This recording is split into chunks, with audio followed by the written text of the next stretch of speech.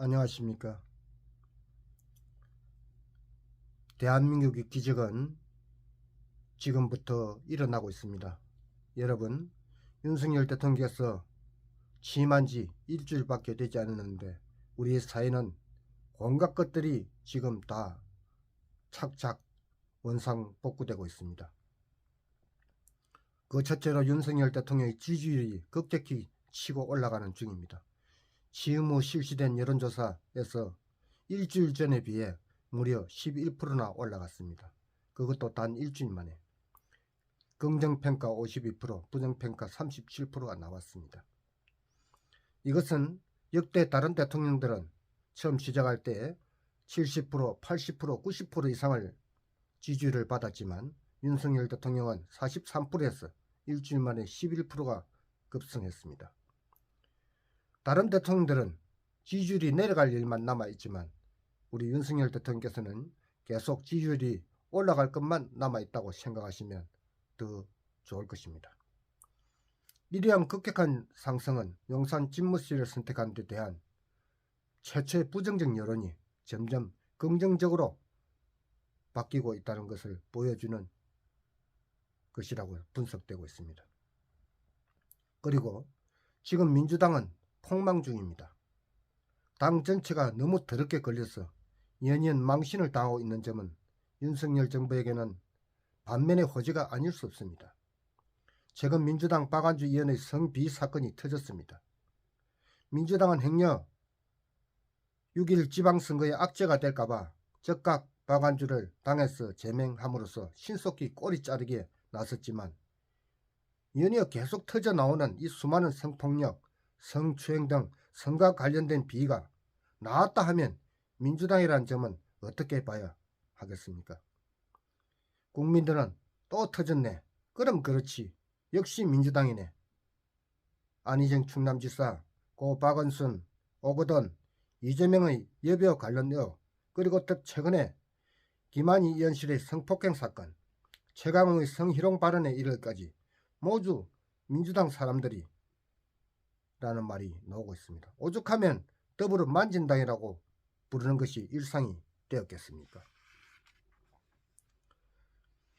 어쩌면 6.1 지방선거는 금수완박이 아니라도 더불어 만진당이라는 이름만으로도 이미 폭망의 분위기가 된 것이나 마찬가지입니다. 민주당이 지방선거 출마자 프랭카드에 나는 절대 아닙니다. 나는 달라요라는 글까지 내걸어야 하는 이런 코미디가 또 어디에 있겠습니까? 또 여기에 북한의 코로나 창궐상은 뜻밖의 윤석열 정부에게 북한을 자연스럽게 다룰 수 있는 절호의 기회를 만들어주고 있습니다. 문재인 정부까지 아무 일 없다가 윤석열 정부가 출범하자마자 북한의 코로나가 창궐이라니 북한의 어려움을 좋아할 일은 아니지만 문재인 정부는 북한에다 코로나 발생을 하고 백신을 매개로 북한과 대화를 재개하기에 너무너무 갈망했는데도 문재인 재임 중에는 북한의 코로나 창궐과 같은 그런 일은 일어나지 않았습니다. 그러나 윤석열 정부가 탄생하자마자 문재인이 그렇게 오매불만 기다렸던 북한의 이런 상황이 마치 거짓말처럼 발생을 한 것입니다. 북한의 불행을 즐기자는 것이 아닙니다. 북한 내부 문제로 큰 혼란을 겪을 것이 분명하기 때문에 최소한 당장에는 우리 정부에 적대하는 행동을 하기는 쉽지 않을 것이라는 점, 윤석열 정부에게는 작지 않은 호재가 아닐 수 없다는 것입니다. 5월 13일 북한 중앙통신은 현재까지 35만 명 이상의 발열자가 발생했고 격리 치료자는 18만 7,800명이며 사망자는 6명이라고 했습니다. 10일 전날 18,000여 명의 감염자가 발생했을 정도라는 것인데 정부를 통제하는 공산당의 입에서 이러한 보도를 내보내면서 사항을 인정할 정도라면 실제로 훨씬 더 심각한 수준의 코로나 창궐이 가능성이 높아졌다는 것을 전문가들은 말하고 있습니다. 북한이 일주일을 멀다 하고 미사일로 무력 시위를 해왔기 때문에 윤석열 정부 입장에서는 이에 대한 대응책의 고심이 북한 코로나 창궐 사태로 번졌다는 것은 북한으로서는 내키지 않더라도 어쩔 수 없이 윤석열 정부에게 한풀 꺾여서 들어올 수밖에 없는 상황이 된 것입니다. 문재인이 온갖 것들을 다 퍼주고도 삶은 소대가리 등 온갖 모욕을 당해왔지만 윤석열 대통령에게는 때마침 북한의 코로나 창궐하는 상황이 옴으로써 코로나 백신 및 의약품 문제를 명분 삼아 북한과의 관계를 원만하게 이끌어갈 계기를 자연스럽게 만들 수 있다는 너무나 타이밍이 기가 막히지 않느냐는 것입니다. 문재인이 온갖 쏘를 하면서 김정은에게 다가가려고 했어도 잘 안되던 것을 윤석열 대통령은 가만히 앉아있어도 북한이 다가올 수밖에 없는 여건이 지금 만들어진 것입니다. 이게 바로 기적인 것입니다. 여러분. 또 이번 6.1 지방선거는 사실상 끝난 것이나 마찬가지입니다.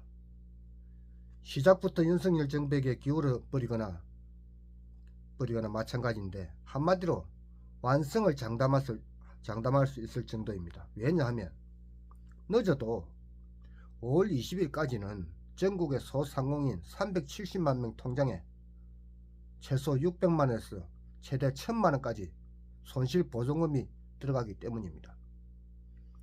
370만 소상공인 각자에게는 가족들이 있기 때문에 적어도 1110만 명에게 혜택이 직접적으로 돌아간다는 것입니다.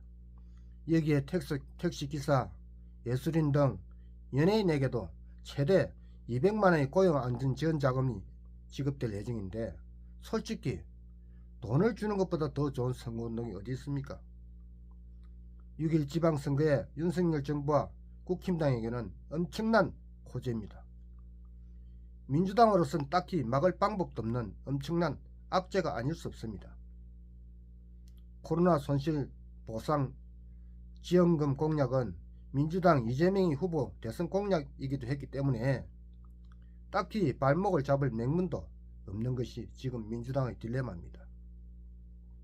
지난 4.15 때 민주당이 코로나 지원금 100만원씩을 전 국민에게 쏘면서 이용해 먹었던 바로 그것입니다. 이들은 여기에 부정선거까지 저질렀지만 그때는 맞고 지금은 틀리다 이렇게 주장해봤자 먹히지도 않을 것이기 때문입니다. 민주당이 발목을 잡아서 국회 통과를 안 시켜줄 경우 그것이 민주당을 더 큰 구렁텅이에 빠뜨릴 것이기 때문에 민주당으로서는 지방선거를 코앞에 둔 시점에 전국의 유권자 1000만 명 이상의 통장에 이 같은 금액이 꽂힌다는 것은 눈을 뜨고 바라만 볼 수밖에 없는 상황입니다. 이번 추경안은 13일, 12일 국무회의를 거쳐서 13일 국회에 제출되었고 임시국회가 열려서 의결이 되면 늦어도 5월 25일까지는 소상공인들의 통장에 입금이 되게 되어 있습니다. 그리고 며칠이 지나면 바로 6월 1일 선거일입니다. 민주당으로서는 미치고 한장할 일이지만 그야말로 눈 뜨고 코 베이는 일입니다. 국민들은 일단 돈을 받고 나면 윤석열 정부가 좋게 보이게 되어 있습니다. 민주당이 이걸 모르겠습니까? 이번 6.1 선거는 민주당의 폭망이 그래서 예상된다는 것입니다. 한 가지 좋은 일은 그냥 좋은 일이겠지만 이렇게 4가지씩이나 좋은 일이 한꺼번에 일어나는 것은 기적이 아니고는 설명하기가 어려울 것입니다. 윤석열 대통령 취임한 날 대낮에 맑은 하늘에 뜬 무지개가 대한민국은 다시 살아날 것이라는 희망을 본 것 같은 그런 기분이 들었고 제가 지금까지 살아오면서 그렇게 운행 상태로 무지개가 뜨는 것은 처음 봤습니다. 그러나 지금 우리 자유민주주의를 훼손하고 삼성 대기업의 발목을 잡고 초격차 원전 기술을 방해하고 나아가 이 나라를 발목 잡고 있는 것들, 이것들은 일본도 아니고 중국도 아닙니다. 바로 우리 내부에 있는 더불어민주당이라는 것을 우리는 알아야 합니다. 이들이 170여 거대 어석에 가지고 금수완박을 몰아붙이고 공수처를 만들고 죄 없는 수많은 사람들의 극단적 선택을 하게 하였기 때문입니다. 이들이 과연 이대로 살아있을 것을 저는 생각하지 않습니다. 이들은 역사 속으로 사죄해야 할 민지 없는 독재장이기 때문입니다. 또 여러분들 이들 수준을 한번 보십시오. 판사까지 지냈다는 이수정 의원의 사우팅 목소리. 성은 한이요, 이름은 국쓰렘이라는 최강호의 수준. 이모를 이모라고 하고 있는 김남국의 이 민주당이 현주소입니다. 국민 60%가 반대하는 금수완박 법안을 힘으로 밀어붙여서 이재명과 문재인이 이 두 사람을 살리겠다고. 국민은 죽든지 말든지 상관없는 자들, 이들이 이제는 살아있어도 산 것이 아닐 것이고, 아마도 검찰에게서 뺏으려고 했던 그 칼날이 이제 자신들을 겨누고 있다는 사실을 저들도 알 것입니다. 대한민국이라는 나라를 죽이고 두 사람을 살리기 위해서 부끄러운 민낯을 만천에 드러냈던 것입니다. 전 세계 어디를 가도 국민을 이기는 국가는 없습니다. 결국 이들이 입고자 했던 방탄복은 입어보지도 못하고 사라질 것입니다. 다시 웅배할 대한민국이 보이기 때문에